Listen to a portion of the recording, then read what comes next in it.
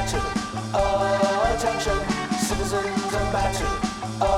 Attention, citizens of matter. Attention, citizens of matter. Attention.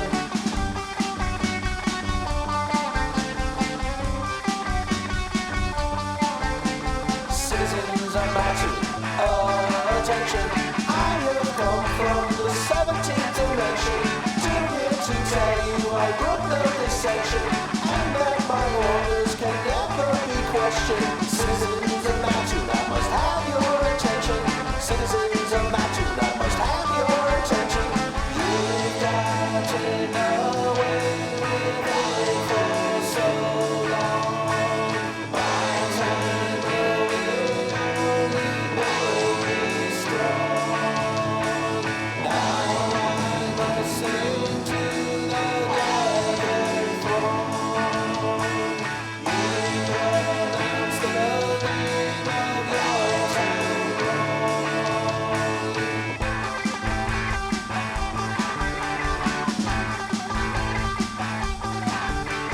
Citizens of matter, attention. Citizens of matter, attention. Citizens of matter, attention. Citizens of matter, attention.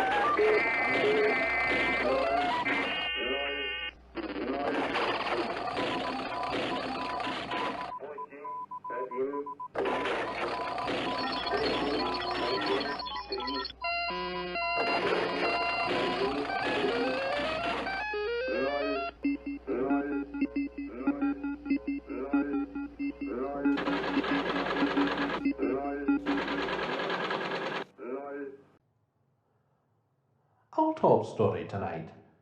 When last we left Man of Many Colors Jesse Jackson, he had dived ears deep into a muff of his own making, denying he had ever referred to Jews as Heimies or New York as Heimetown, and daring anyone who had heard him do so to come forward.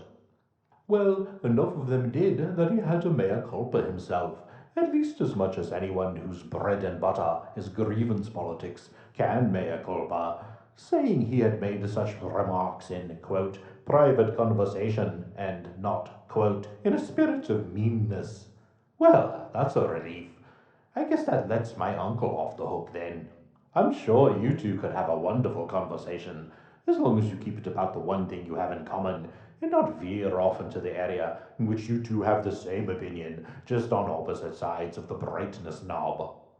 Anyway, Jackson did make several good points about the racially charged language being used by all sides, but somehow, coming from him, it seems a bit too Captain Raynol of him to protest.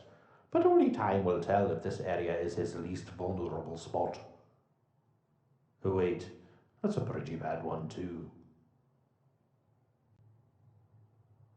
George Weiss, the man who invented the world's first digital watch, the Pulsar LED, and even more amazingly got people to pay $2,100 for it, is back with his latest boondoggle, the perpetually on the horizon electric car, despite the fact that electric cars practically disappeared with the development of the electric starter back in 1912.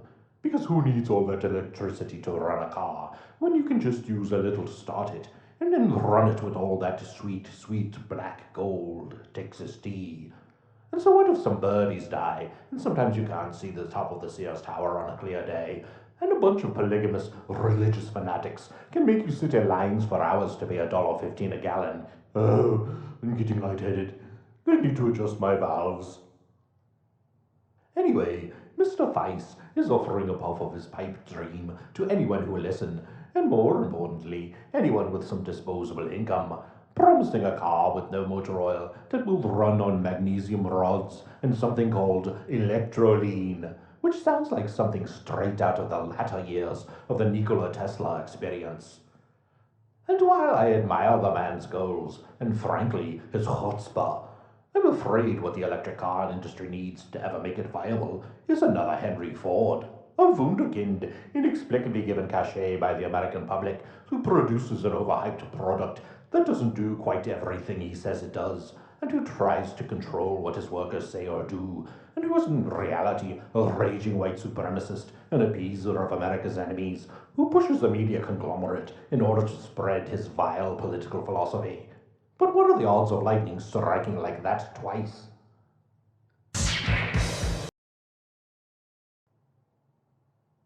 Vanessa Callens, an Orange County psychic, has been credited with finding Joseph DeErico, a former big game hunter who had recently become depressed after his legs were amputated at the knees after suffering frostbite while trapped in a blizzard for a month in an Alaskan cabin. Jesus.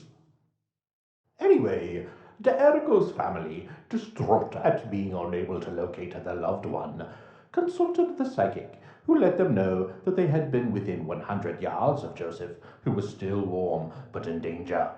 According to Callens, DeErico could be found in the underbrush on a mountain with 2 tall trees in Ventura County. The family returned to the Ventura County Medical Center from which DeErico was last seen, and amazingly found him exactly where Ms. Callens said he would be, on a 2 trees mountain within eyesight of the medical center. Trust me, that is not Vanessa Callens. I know Ms. Callens is going to dine out on this for the rest of her life, scamming people. But before you get too credulous, just think about it for a moment.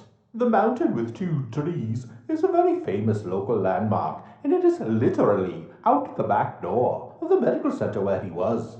And let's face it, I mean, he had 0 legs. How far could he have gotten? Word has reached our ears that Sylvester Stallone is looking to replicate Clint Eastwood's success as Dirty Harry with his own version, that of a grizzled Detroit detective who journeys to Los Angeles, the land of fruits and nuts, in order to solve a murder. Never mind that Clint Eastwood did basically the same thing, but in New York, in 1968's Coogan's Bluff. Well, I guess this Christmas we'll just have to get used to the never-ending series of Rocky and Rambo sequels to be supplemented by a never-ending series of Sylvester Stallone-led Beverly Hills Cop sequels.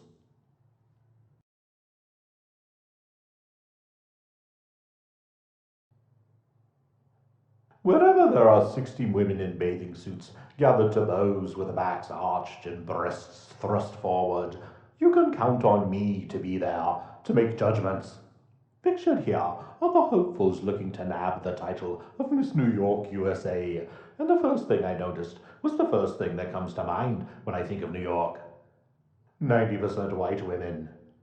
Well, good luck to all the contestants, and if any of the losers need a shoulder to cry on, the City of New Orleans train pulls into Mattoon Station daily.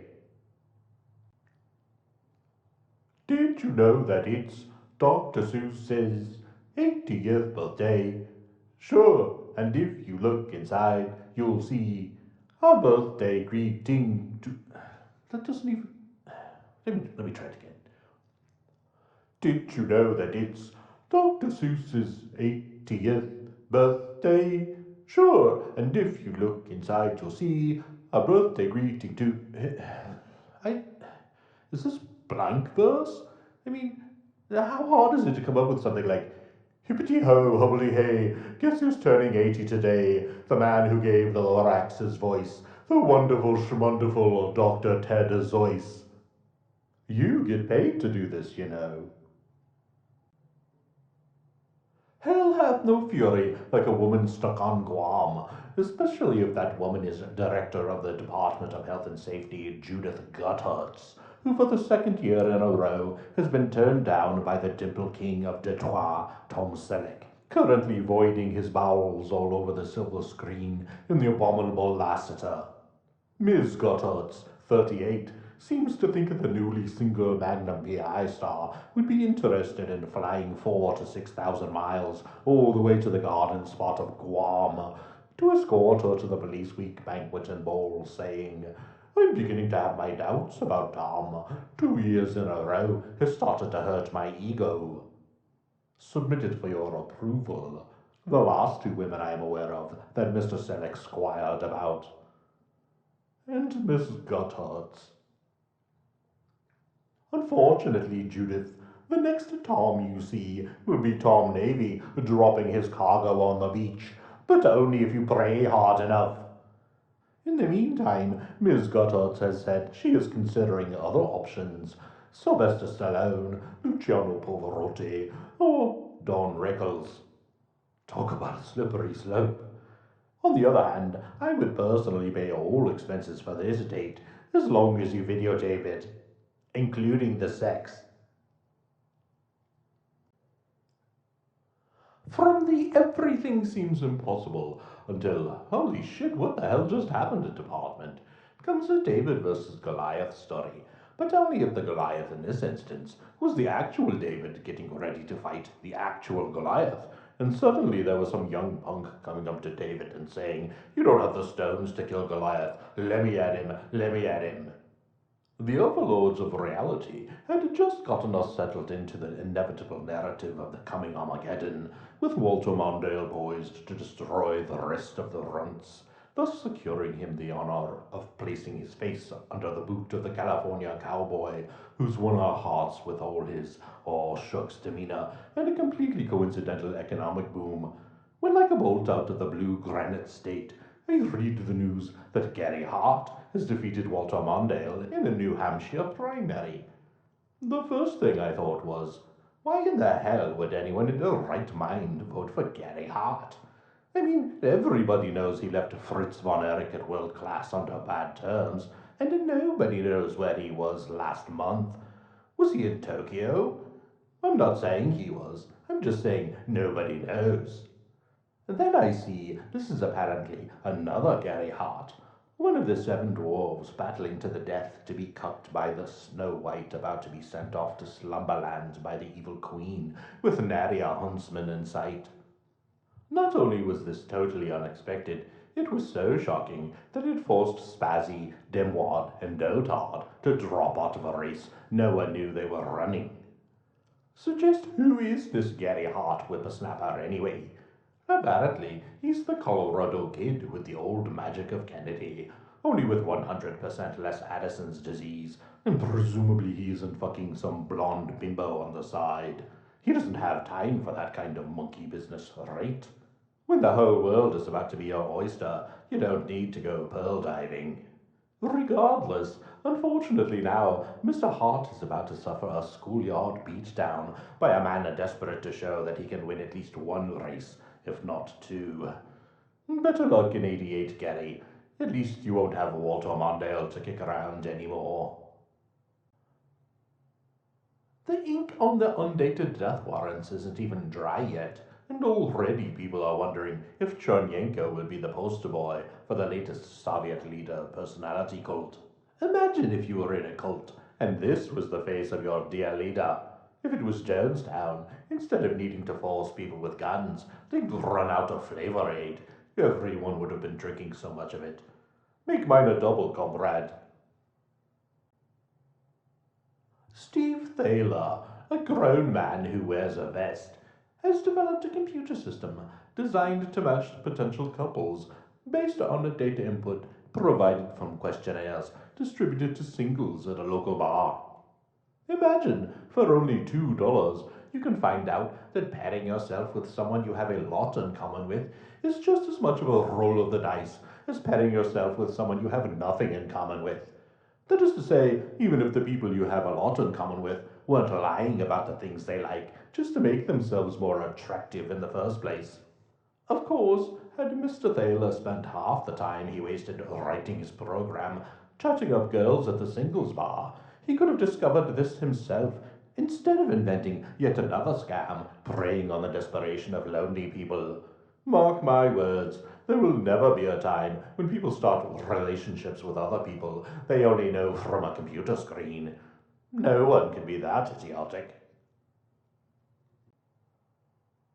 Snow Princess Carrie Fisher is reported to have 6 scripts for a sitcom headed her way from CBS, although to hear her tell it, quote, "It's news to me," which I guess is about what you'd expect from an adult human who willingly signed up for Under the Rainbow.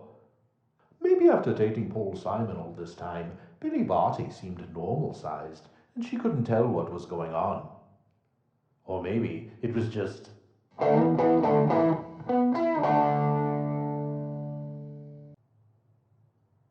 Good news for fans of Man Who Just Can't Seem to Go Away, Ozzy Osbourne, who is recovering from getting broken glass lodged in his throat during the production of his interminably banal song, So Tired.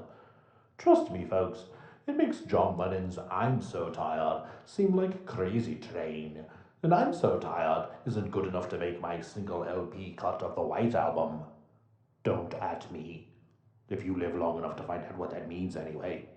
We here at NF84 have done some jiggery-pokery to the space-time continuum and are able to bring you the exact moment in which this incident occurred. Ah yes, very nice.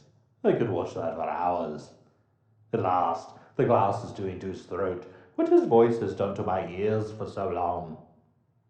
Well, I'm joking, of course, but I have no doubt some poor slob at CBS Records has been tasked with adding yet another producer to tweak Osborne's vocals even more for the next record. He sounds more machine than man. Like many small townians in flyover country, I have often wondered what it would be like to live in the big city. Not like Decatur or Effingham, but like Los Angeles, the city that never sleeps, where if you can make it there, you can make it anywhere. The toddling town, the mistake on the lake, Hotlanta, the sort of city where something is happening every night, where you can catch Joanne Worley in Gypsy at the Terrace Theatre in Long Beach with Roger Perry and Marsha Wallace. Or if you act quickly, grab some 2-star steak and potatoes at the Grand Hotel across from Disneyland and stay for Martin Milner in the hit Broadway comedy Mass Appeal, also starring Scott Williamson.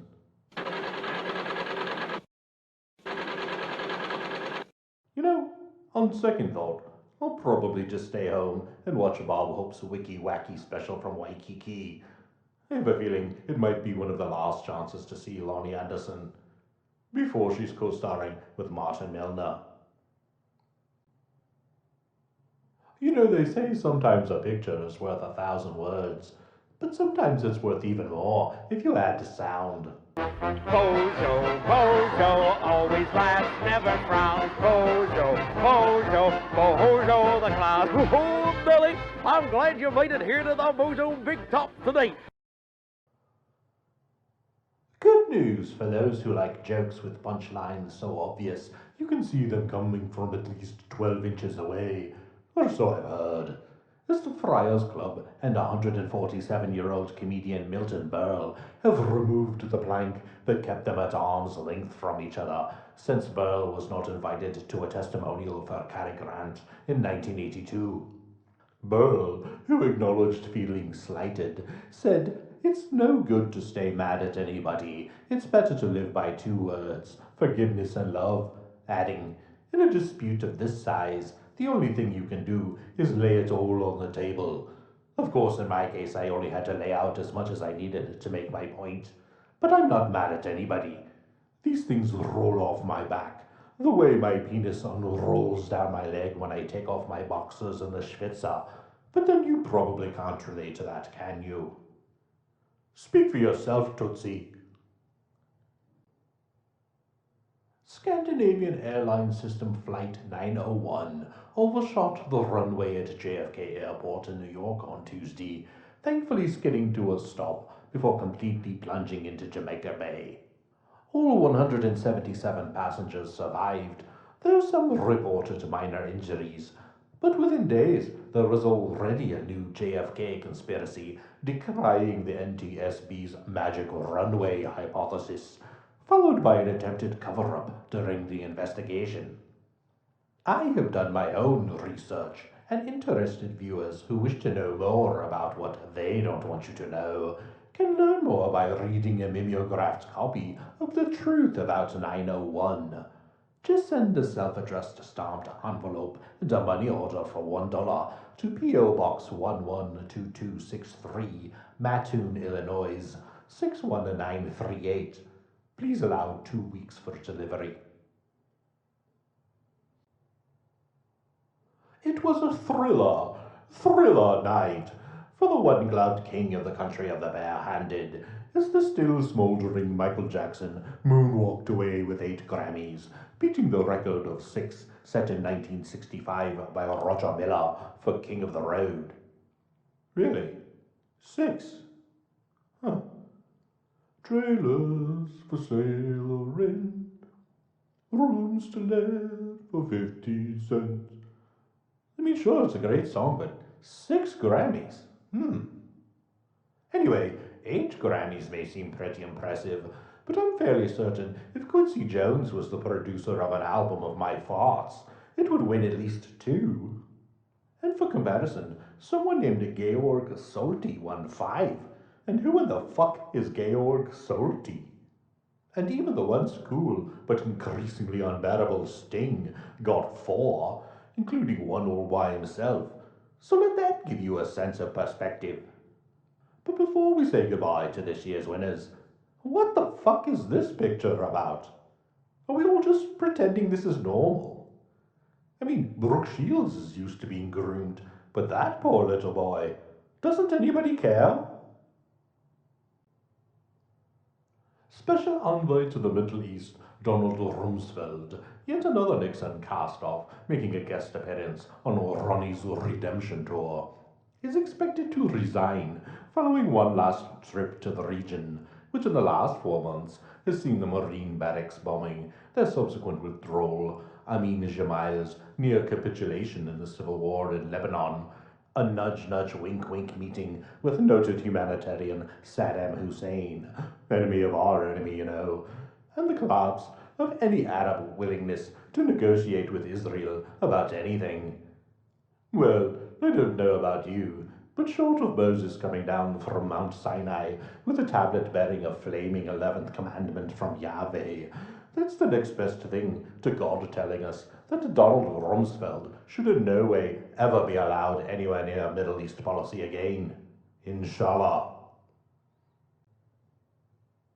Speaking of things England managed to fuck up so badly, we're still dealing with it 70 years later, it's time for another segment of the show that says, keep calm and hang on in quiet desperation.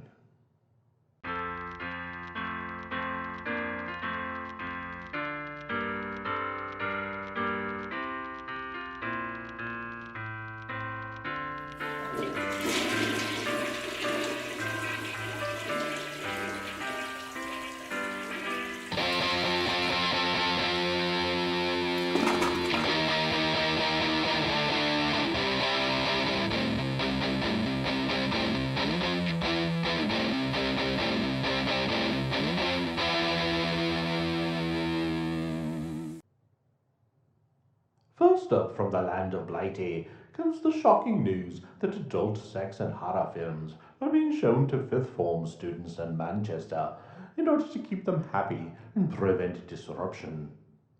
At first glance you may be as appalled as I was, but after 3 months' intensive investigation, I was able to determine that fifth form is not the same thing as 5th grade, but is basically high school sophomore, i.e. 14 to 16.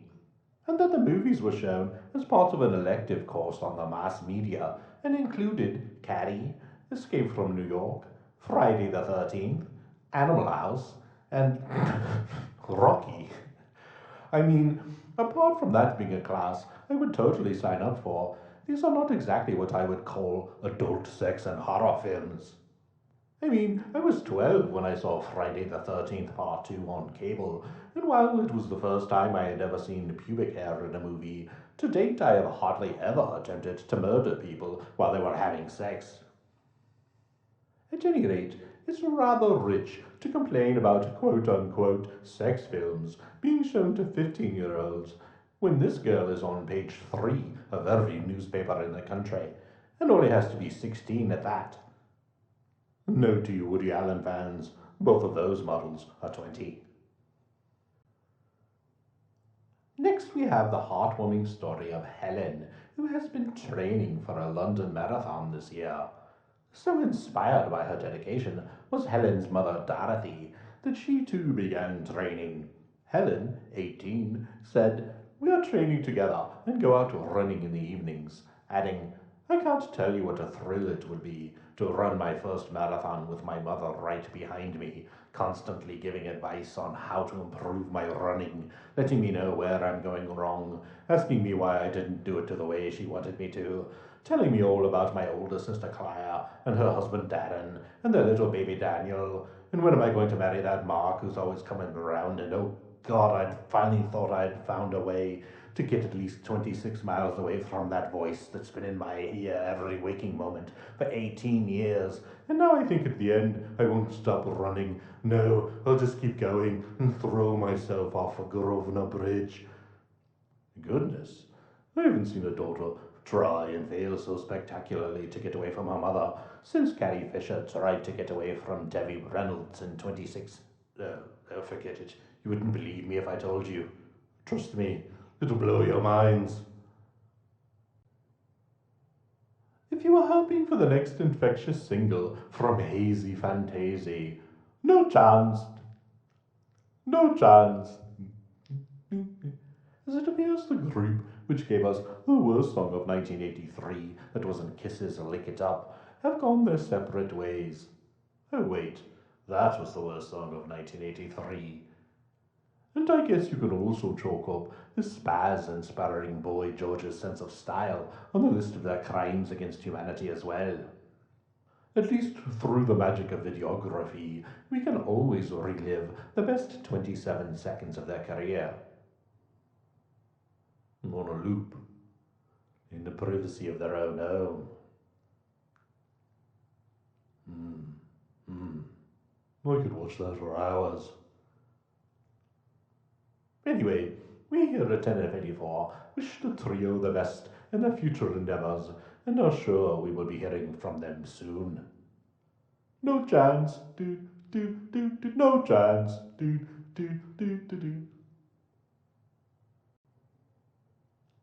And lastly, this cruel titbit from the Daily Mirror about Christopher Reeve and his super bald patch, somehow I suppose making him seem less manly.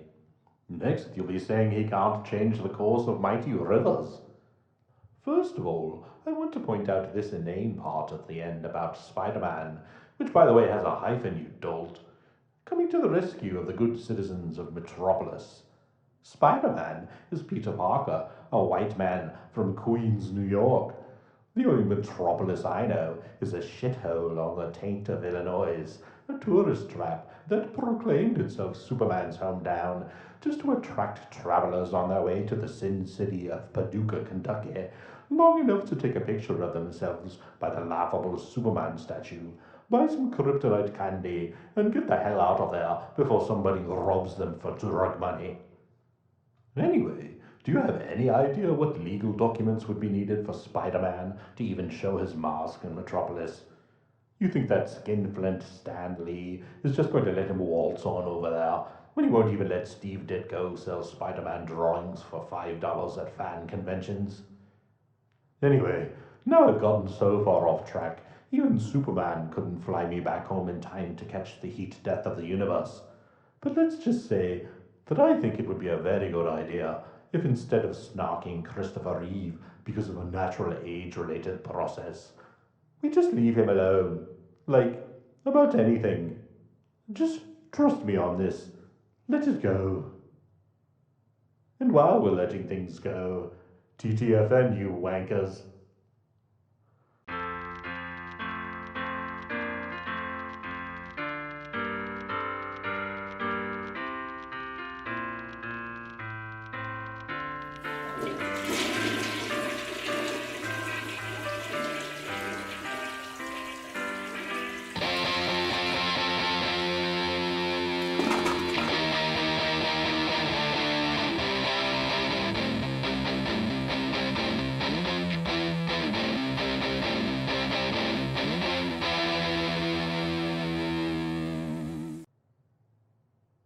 This portion of the news is brought to you by Kroger.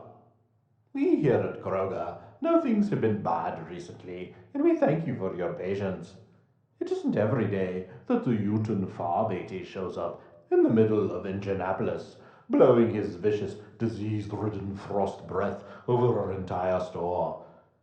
We are very thankful for the timely arrival of the Aesir Thor, who with his mystic hammer Mjolnir defeated the evil true father of Loki and banished him back to his realm of Jotunheim. After some reconstruction and a lot of overtime spent disinfecting and stamping out stag beetles, which we thought were from the frost giant, but actually came with Thor for some reason, we have reopened, with savings so low you wouldn't believe them, kind of the way we didn't believe in Norse gods until just a few days ago. Of course, the savings will reflect the fact that some of these goods are damaged, but we think they're all safe and no longer enchanted. Although we regret that after this flyer went to press, Thor managed to go through our entire stock of Pabst Blue Ribbon, so we cannot honor the advertised beer special. Kroger, even after suffering at the hands of a pagan god attack which has given us post-traumatic stress and caused an existential crisis you couldn't even begin to understand, Kroger means better meat. And now back to the show. This week, we wish a happy 40th birthday to Tom from Pam, Kim, Jeff, and the rest of the gang at the Lollipop Guild. Everyone's talking about that hot young actor Kevin Bacon, star of the hit movie Footloose. In fact, I was just talking about him while I was drinking the other night with my friend. Well, while I was drinking anyway. And I came up with this idea for a game. I'm willing to bet that you can't come up with an actor or actress that I can't connect with another actor or actress in a movie they did together. And so on. And so on. And so on. Until I connect your original actor with this fresh newcomer in less than 16 movies. I call it minus 8.889 degrees of Kevin Bacon.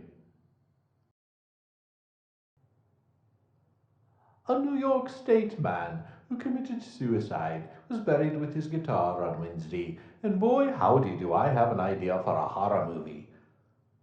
Young Tommy Westfall, a gifted rock musician, bullied at school, too shy to ask out the nice girl who likes him, commits suicide and is buried with his guitar. But the bullies dig him up and take the guitar to pawn it to buy 4 marijuanas, which they don't know were grown at 3 Mile Island. Then the bullies turn into zombies and start killing kids at school. But during an electrical storm, Tommy's grave is struck by lightning, and he returns, taking his guitar from the pawn shop and enacting bloody revenge on the bullies, and making the girl his groupie. This is genius. Will make thousands. Somebody get me Lloyd Kaufman. Mayor of Rosemont, Illinois, Donald E. Stevens, was acquitted Wednesday of 2 counts of income tax fraud, charges which could have sent him to prison for years. Shortly after the acquittal, jury foreman Elliot Axelrod said, "You couldn't have presented a more compelling case for guilt. It was obvious this man is a crook and has been for the entire time he's been the mayor. We were at 11-1 guilty, but the lone holdout made a compelling case. If he's found guilty, he gets to go to federal prison, while the rest of us are stuck here in Rosemont. Why should he get to leave? Let him go back to being king shit of Shitsville." Suddenly, I am struck with an idea whose time has come.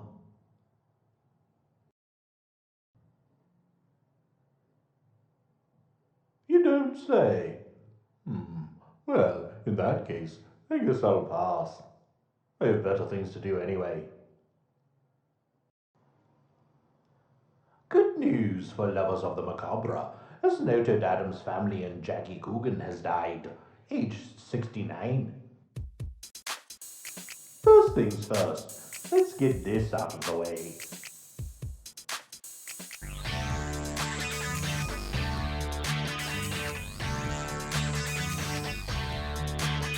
You think I'm here? Well, I was there.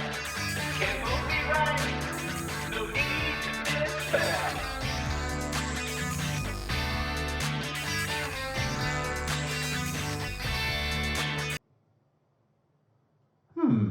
How did that get in there? Anyway, Coogan is best known these days as the lovable necrophiliac Uncle Fester from the Thinking Man's Monsters. Carolyn Jones. And I'll bet no one besides America's housewives are aware of how little Wednesday turned out. Well, now I feel creepy. But that's okay, because I also feel kooky as well. But real heads know Mr.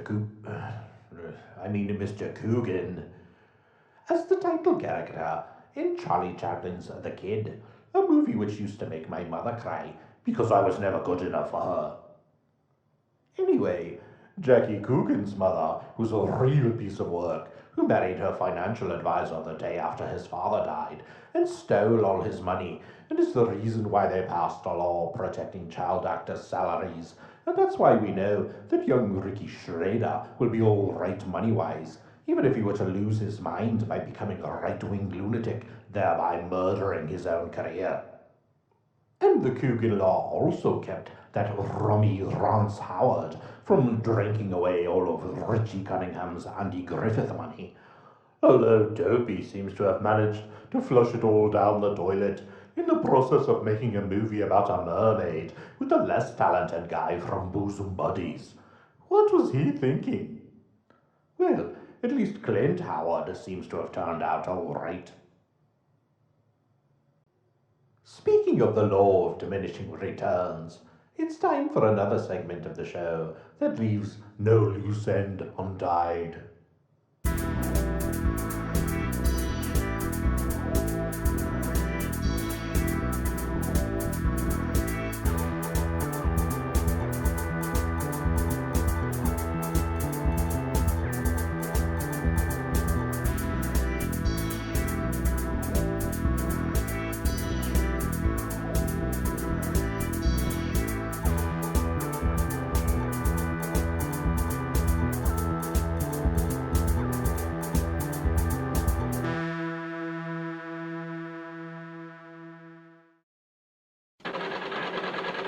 May 4th, 1935.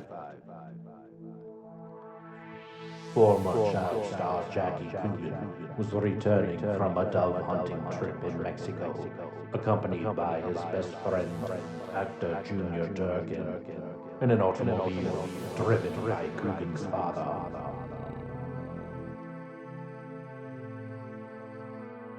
Outside of San Diego, a car suddenly appeared around a curve in the wrong lane.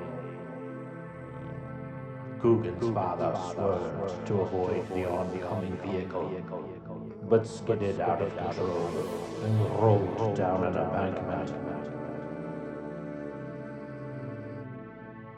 Coogan was thrown from the car, nearly unhurt. Two others in the car had been killed, but Coogan's father and Junior Durkin, though badly injured, was still alive.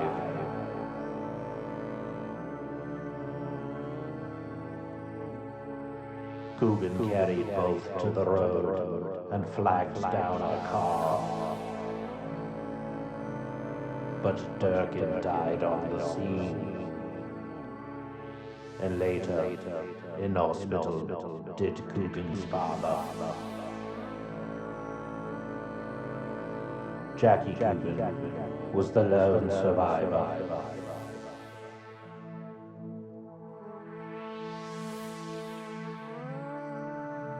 But this wasn't Coogan's first taste of death.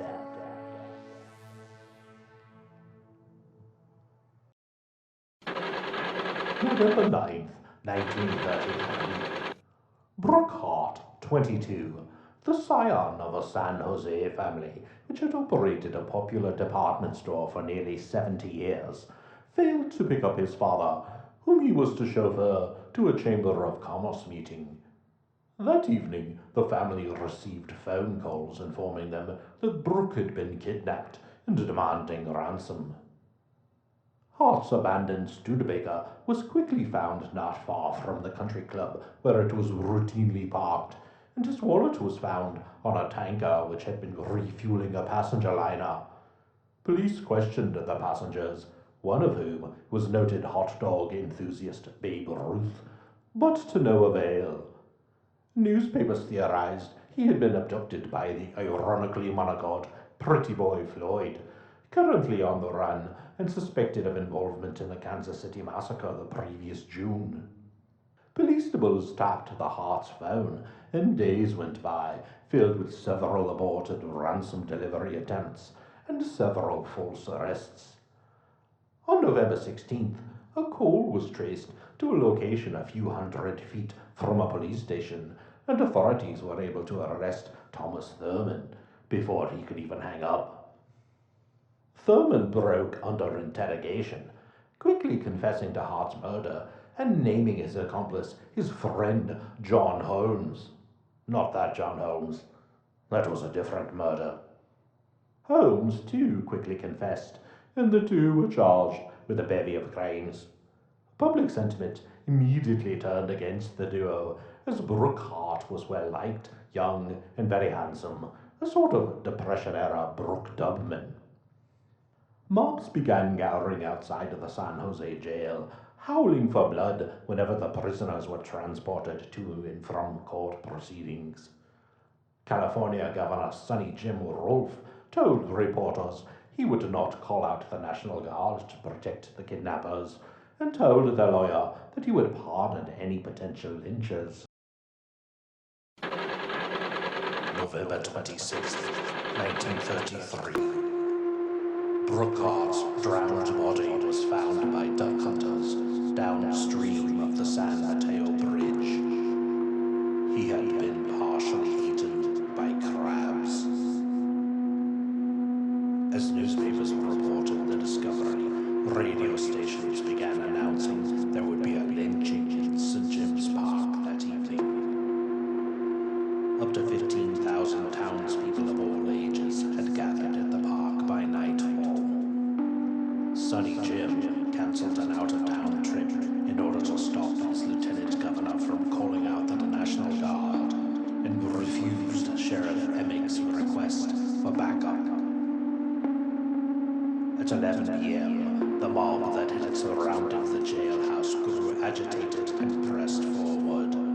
Police fired tear gas into the crowd, but several students from Santa Clara University, who had formed an informal lynch club in the previous weeks, arrived with a homemade battering ram and 2 nooses.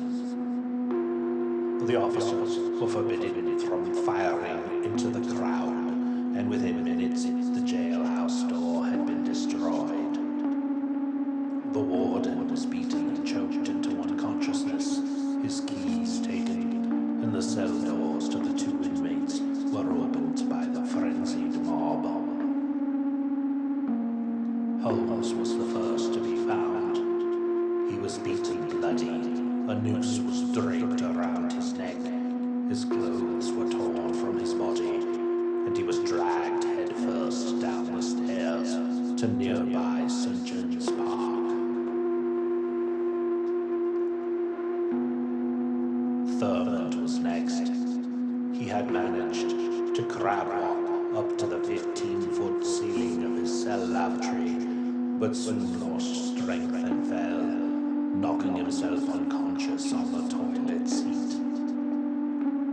He too was beaten and dragged to the park with a rope around his neck. Thurman went first, hoisted up an elm tree, regaining consciousness and kicking furiously. Someone in the crowd tore his trousers off, and people began ripping up scraps for souvenirs. Later, his body would be set on fire. Holmes followed, the mob first showing him his partner's lifeless body, then hoisting him up another tree to partially strangle, releasing him, then hoisting him again and again. The crowd roared with laughter as Holmes voided himself in his death throes. Women put out cigarettes and lit matches on his legs. Men held their children up so they could get a better look. And throughout it all, at the coiled end of one of the ropes, stood Santa Clara University classmate and friend of Brooke Hart, former child star Jackie Coogan.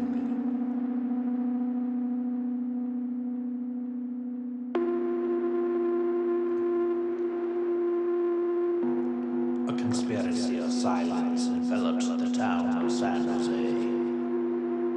No one was ever successfully prosecuted for the lynching. It remained a source of pride and shame for the community for successive generations.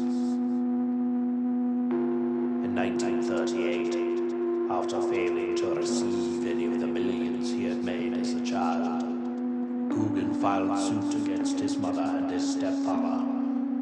During the trial, Coogan's mother said the reason she had not turned over any money was because when he was 20, Jackie had done something that was bad, particularly bad. Jackie was a bad boy, a very bad boy. Jackie Coogan left Santa Clara University shortly after the lynchings, aged 20.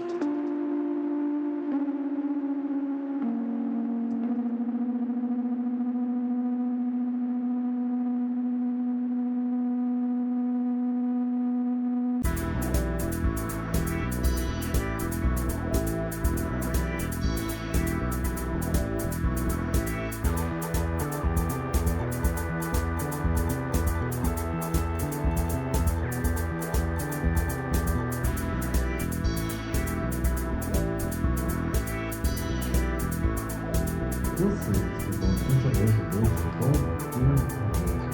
The police's purpose is to suggest some possible explanations, but not necessarily the only ones, to the mysteries we will examine. Before you start feeling too sorry for little Jackie Paper, let me tell you something you probably wouldn't expect about one so homely. He was an incredible coxman. I would actually pay money to smell his finger.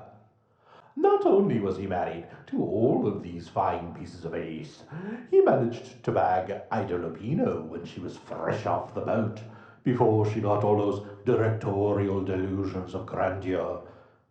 And he was once engaged to Toby Wing. Who's Toby Wing, you ask?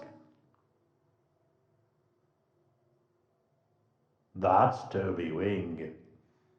Unfortunately, that was also probably the pinnacle of her career, playing a non-talking, non-singing, non-dancing role in one of Busby Berkeley's more iconic set pieces. That poor thing, she let Uncle Fester thrust himself into her, and all she got out of it was uncredited office worker in babyface. And one can only pray to baby Jesus that this homunculus never touched Barbara Stanwyck.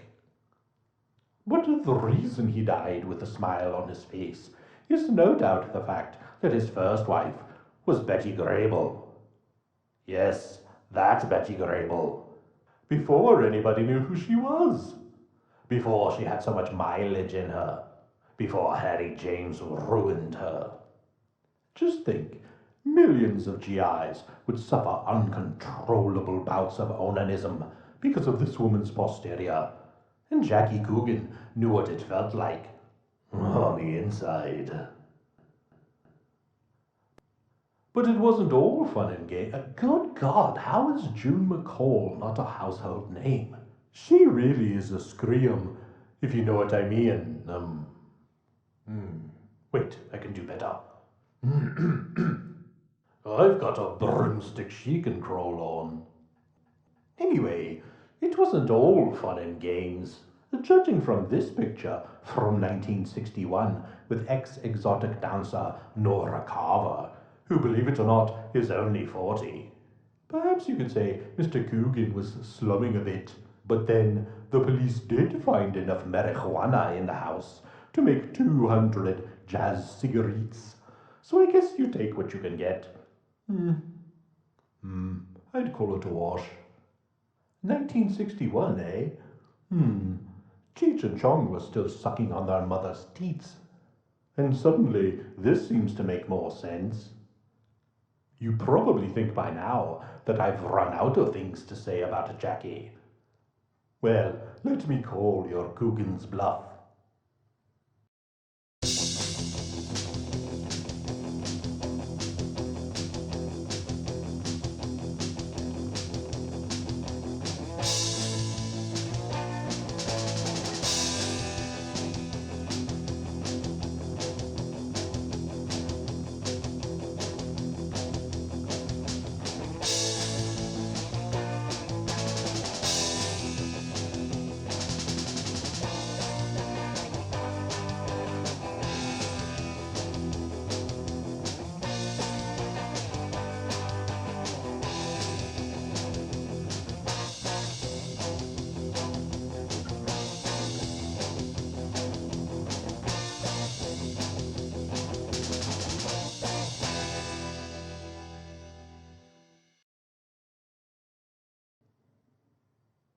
Well, just like Betty Grable when she found out his mother had pissed away all his millions and he was only going to get enough to barely pay his legal bills.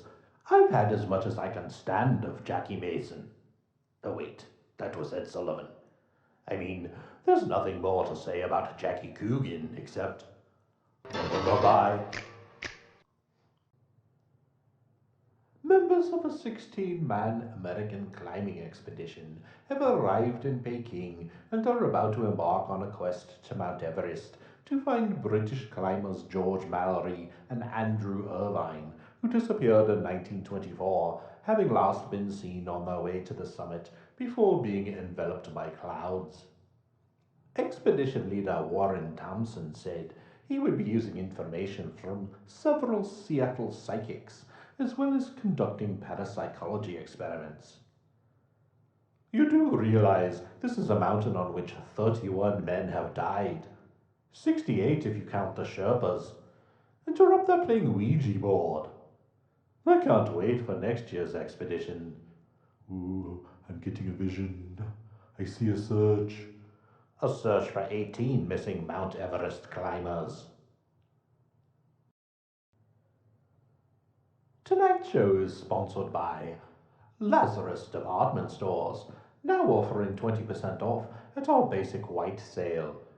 Yes, you can't get any more basic white than a wife beater and a pair of jockey tighty whities. A pack of 3 shirts is only $9.40, but the blissfully ignorant sense of entitlement is free, and it won't come out in the wash, just like the skid marks. So hurry on down to your nearest Lazarus department store, but don't wait. In 3 days, Lazarus will rise, and so will the prices. Now back to the program. Look who's turned 25, the ubiquitous Barbie. And I don't say ubiquitous just because I just learned that word. I also say it because the total number of Barbie dolls produced since 1959 is quickly approaching the number of actual humans in America, 280 million and climbing. I guess I've seen too many Twilight Zone episodes, but that picture is horrifying. Imagine if they all came to life and started singing and dancing and making vaguely humorous but ultimately anodyne critiques of feminism, misogyny, and consumerism. Girls would be all, "This is genius," and boys would be trying to pop all their heads off. In my day, girls played with Raggedy Ann dolls, and maybe Santa Claus would leave them one of the more expensive porcelain dolls that would get up in the middle of the night and sit on their chest and try to suck out their souls.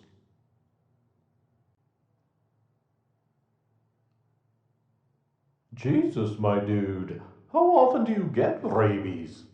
Maybe you should stay out of bat caves. Who do you think you are, the penguin? Archbishop John J. O'Connor, a 64-year-old man, has a pen pal, a 10-year-old altar boy who shares the same name, and now the two are going to meet.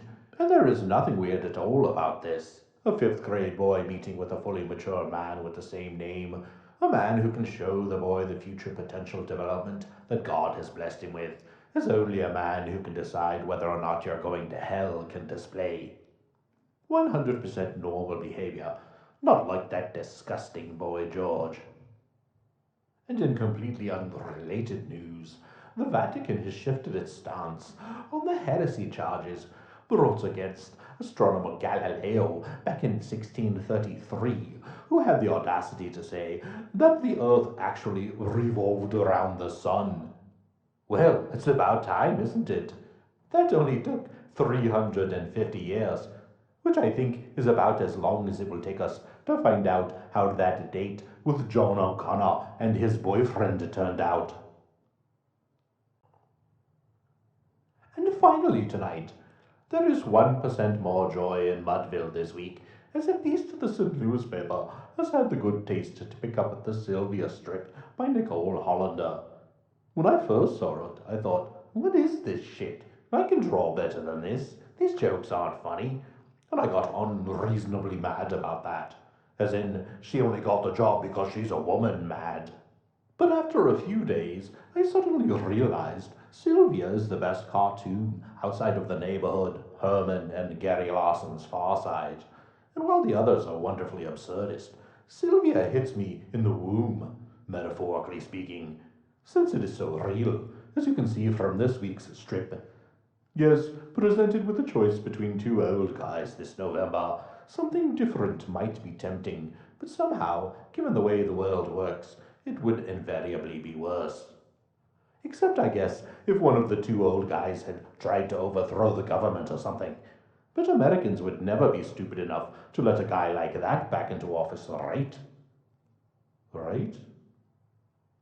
And with that, you now have my permission to look away.